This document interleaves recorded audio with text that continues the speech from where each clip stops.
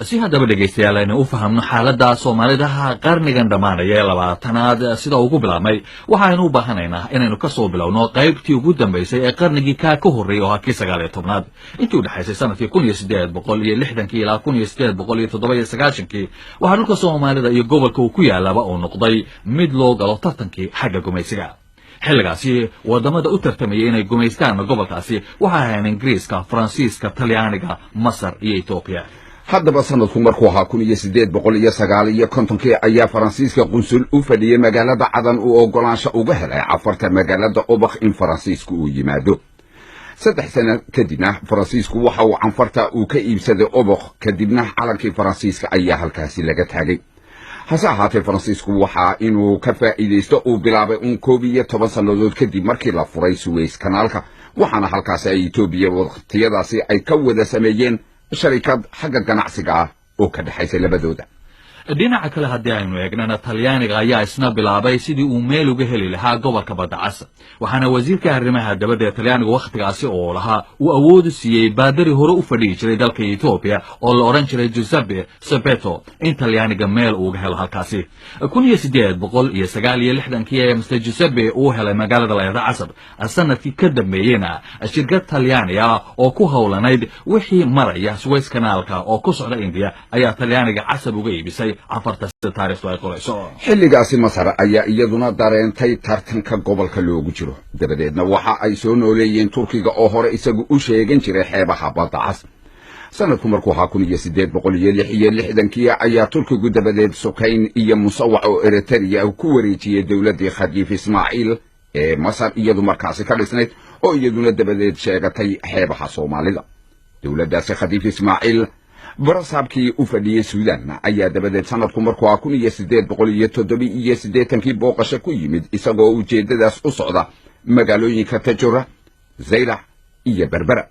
mar dambana waxa la soo diray nin la oran jiray Maxamed Jamaal Bey oo calankii masaarida isagu ka taagay Bulaxaar iyo Berbera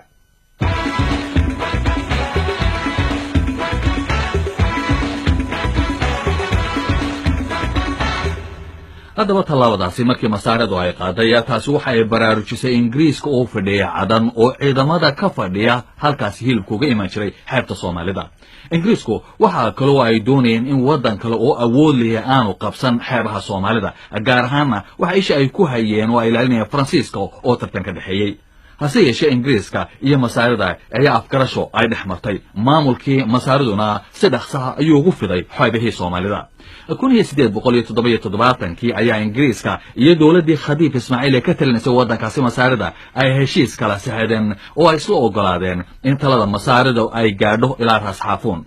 dawladii Khadiif Ismaaciil waxaase yeeshee ay ka baxday gobolkaasi markii mahdigii Suudaan uu ku kacay oo iyadu markaasi awoodi kar weyday in ay isbalaariso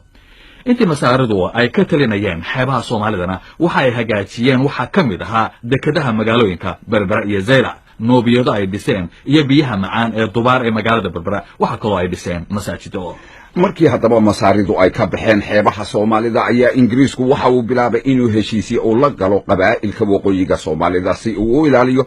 hilibkii magaalada Berbera uga iman jiray ciidamadiisii ka fadhiyay magaalada Cadan oo muhiim u ahayd ganacsiga ula lahaa wadanka India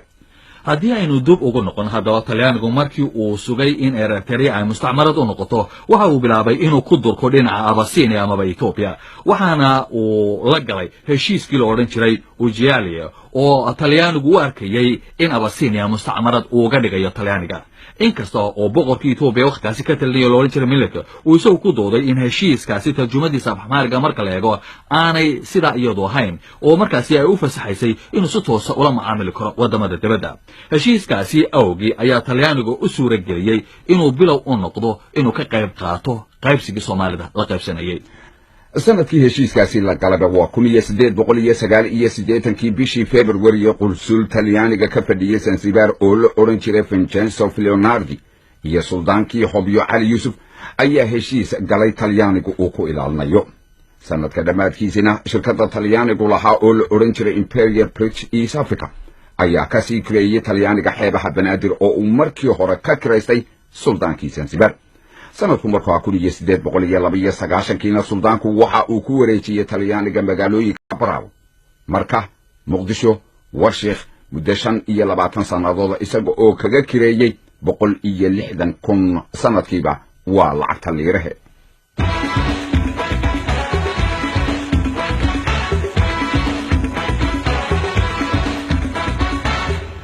haddii haddaba aynu dib ugu laabano abasiiniya amaba etoobiya markii uu arkay damcii reer yurub ayaa boqorkii etoobiya ka talinayay wakhtigaasi amalika waxa waraaqu u qoray dalalkii awoodda lahaa wakhtigaasi jiray sanadkii 1891 warqadaasi waxa uu ku yidhi etoobiya muddo 14 qarni ah ayaa waxay ahayd jasiirad ku dhex taala dad cawaana haddii wadamo meel fog ka yimi ay u yimaadeen inay afrika iyagu qaybsadaan kuma tala jiro in aan noqdo ruux daawanaya oo aan danka lahayn.